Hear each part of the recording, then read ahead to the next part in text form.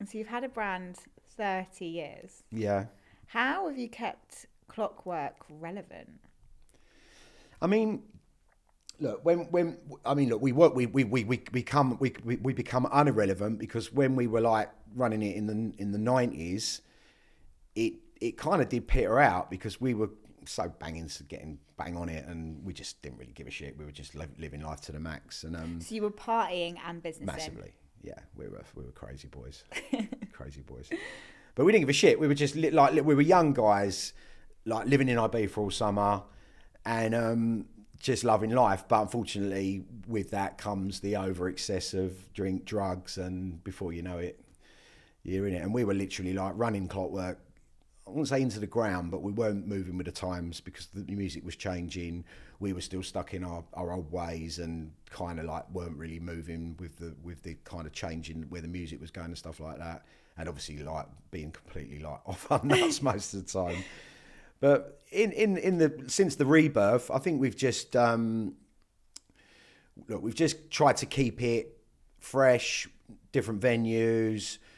Originally, when it first started, it was predominantly our older crowd, our original crowd from probably back in the 90s, because what had kind of happened was when we relaunched it, a lot of people had like settled down, had children, but they still wanted to go out. So we kind of hit on this niche of like an older clubber that wanted to basically still go out. And it just kind of went from there, really. I mean, the first event we did was at McQueen's in Shoreditch, and it was only for like 350. And we were like, let's do something small because we want to just see how it goes. And I think it sold out in like a couple of days. And then it was a gradual, slow process, really. We just, I don't think we did another party for a complete year.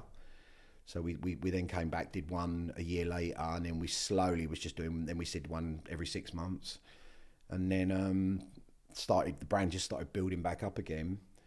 And now it's kind of become, so popular. And also what pleases me most with it is we're bringing in like a, younger demographic now as well, which is like really good, because the thing is, the obviously people that were coming out 20 years ago, Clockwork's been going now for another 15 years.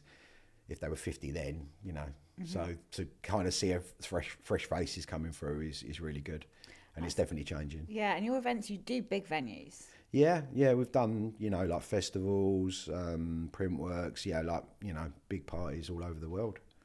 And in the time that you've rebirthed, I think there's also been a resurgence in like the daytime clubbing, because a lot of your events fall into that. Yeah, I mean, pretty much, I think near enough every event we do now is a day show. Yeah. Because it's just so much easier for everybody. Because if you do want to come out for the day and you've got childcare and stuff like that, you can sort of like have that arranged. And, most of the places we do finish at 9 or 10, get the last train home, be home for like... But it wasn't like that when you started it, no? I mean, we did... Probably when we first launched, no, it was night shows, and they were like, going on till 5, 6 in the morning.